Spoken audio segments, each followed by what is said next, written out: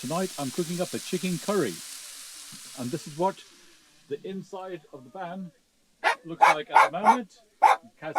Dottie, please. Don't be so naughty. And this is the view from the cab. Not too shabby. We arrived in North Uist at the port town of Loch Maddie.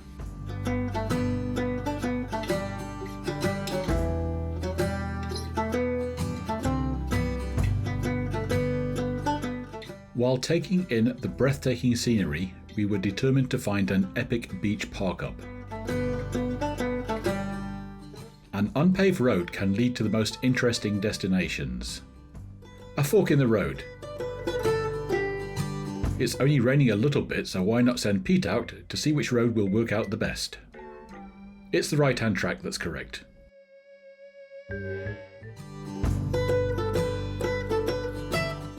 Look at that beach. We're not alone. Another camper van will share this spot with us. Fresh water is also available here. Good morning. Morning. Here we are on day 8, and we're on the island of... Uist. We're in North Uist. At Clachan Sands or something like that? Clachan Sands. Clachan Sands. I can remember because like Jackie Chan. Okay. Clachan Sands something. Yeah. Right. We'll probably put it up on the screen to make sure. We're going to take a walk along the beach. Hopefully the sun's out so that we can see the white sand and the turquoise water. It's meant to be a really nice beach here. It looks like it has potential, so we're going to take a wander down with the dogs.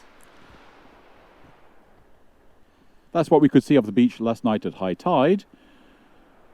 And as low tide approaches, we see a whole lot more beach. This is looking quite spectacular. And one of the topmost reasons why we came to Scotland in the first place was to find beaches like this.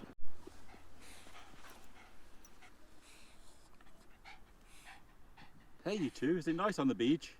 Is it nice on the beach? Hey? I guess we're going to go to at least that white thing over there and see what it is, after wondering about it last night. Let's put this one on the list of things you can't do with a caravan. Park it up over there. On an otherwise unspoiled beach, which is very beautiful, there's a bit of plastic. Now normally we'd pick up the bit of plastic and put it in the bin in the van. This one, I don't think we're going to. So it's like one of those water containers or something. There's a handy dog for scale.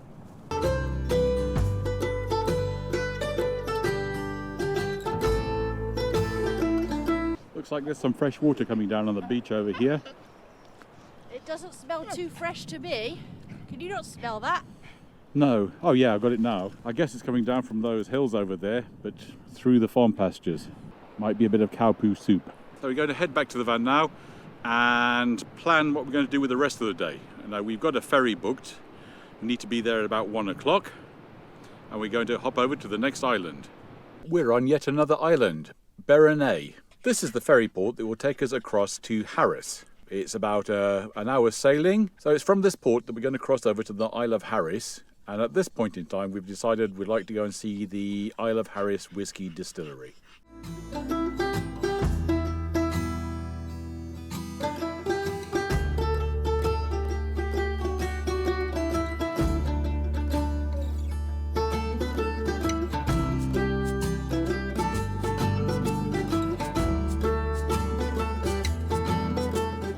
Well, we're ever so slightly disappointed. We're in Tarbet at the moment at the Isle of Harris Whiskey and Gin Distillery, but the distillery is closed on Saturdays for the tour. We probably would have gone to the cafe, but it's also closed.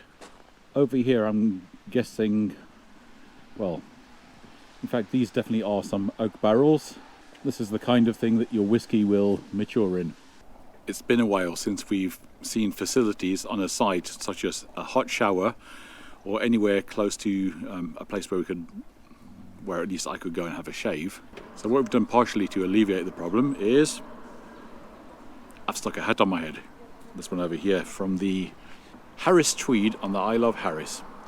Kaz is inside at the moment. She's going to be looking at a new rucksack because the one that she brought with her had a bit of a failure on one of the zips.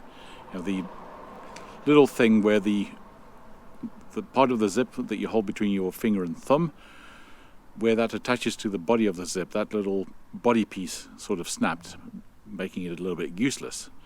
So hopefully she comes out with a nice purple Harris tweed rucksack. Disappointed not to be on a whiskey tour, we decided it was chippy time. As you can see, the weather has taken a bit of a turn for the worse. But a bit of wind and rain wasn't going to stop us.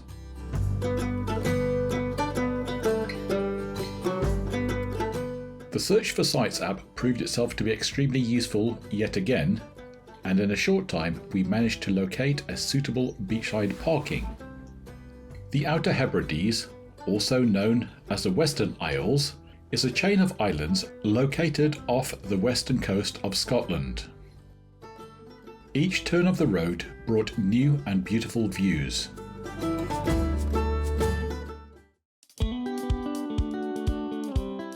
We turned off the main road and we headed towards our parkup. Look at this bridge now. Later on in this video you'll see it again looking a bit different. What a wonderful bit of beach.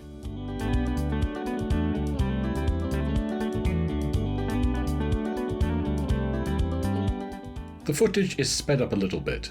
We don't normally drive around at these speeds.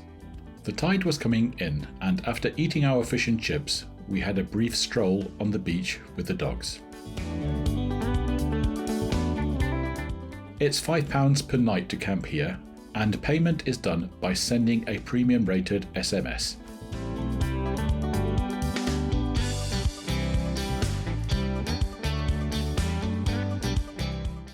Today we're at the Callanish Stones, right over here.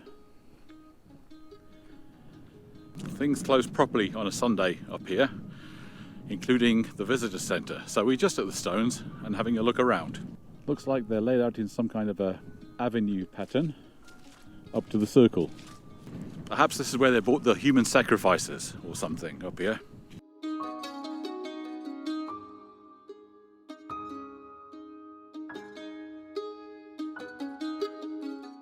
We certainly got a little bit of weather last night.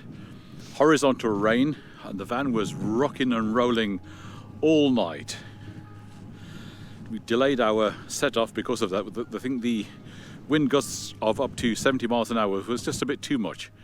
Yeah, we weren't in a rush to get anywhere, so we took our time and waited for it to die back a little bit. But all the way up here, along the road, is just waterfall after waterfall after waterfall. Fantastic. Just reminds me of Stonehenge, and I'm sure it probably reminds most people of Stonehenge. Do you think this is where that Outlander thing could have been filmed, at least partially? I don't know. Shall I see if I can go through this stone? Am I still here? You're still there. You know what? I think that might have just been a special effect. Okay. Oh well. It's Sunday. I think it's day 9 of our trip. And we've taken a trip out to see the Standing Stones in Uist.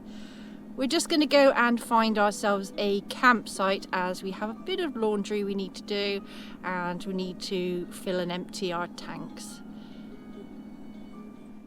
We soon found ourselves on the road to Stornoway, which is the largest town in the Outer Hebrides, as well as being the 3rd largest Scottish island town after Kirkwall and Lerwick.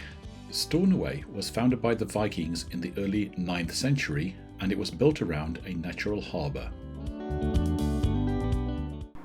We're now in Stornoway. It's a Sunday, everything is closed. I think we've just gone past the ferry terminal. And there's Kaz over there taking some pictures of this rather interesting looking building. Not sure what it is. We didn't top up the LPG tank before leaving on this trip. We'd used LPG on site in a field for a couple of days before this, and last night was pretty cold and we had the heater on pretty much from early afternoon all the way through to the time we left. And we did leave our overnight stop quite late as we were waiting for the wind to abate. So I've looked on the Search for Sights app.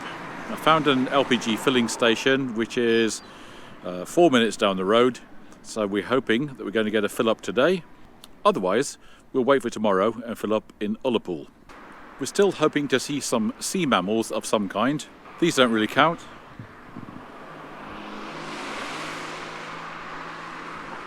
But nice to look at anyway.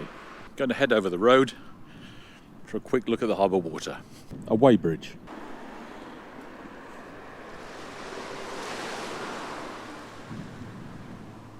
Now that's interesting.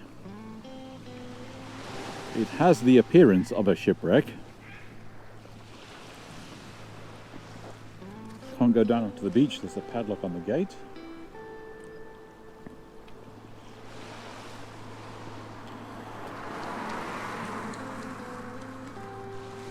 This possibly means something if you can speak Gaelic.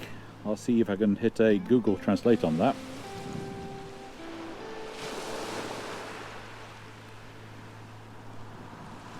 Almost every harbour we've been to has had a lifeboat in it. Who's that you're talking to? Some bloke putting fish in a barrel. Stornoway Herring Girl. In recognition of all the herring girls who laboured here during the late 19th and early 20th century. I'm guessing these barrels here are herring barrels. Oh, there's so many statues around. That's a lot of house for that much money, isn't it? 285,000 for 3 Upper Edge Point Isle of Lewis. Interesting. Yes, definitely cheaper here. I know it's in. So when you're buying a house in Scotland, they do it differently. It's offers in the region of, so you have to like submit sealed bids, and then whoever's bid the highest is the person that gets the house. Even so. After 4 days of no mains hookup and only one chance to empty the toilet, it was time to head to the rather nice and well-appointed Laxdale Holiday Park. This also presented a laundry opportunity. We had some chilling out time and we were able to stock up on groceries for the next leg of our trip.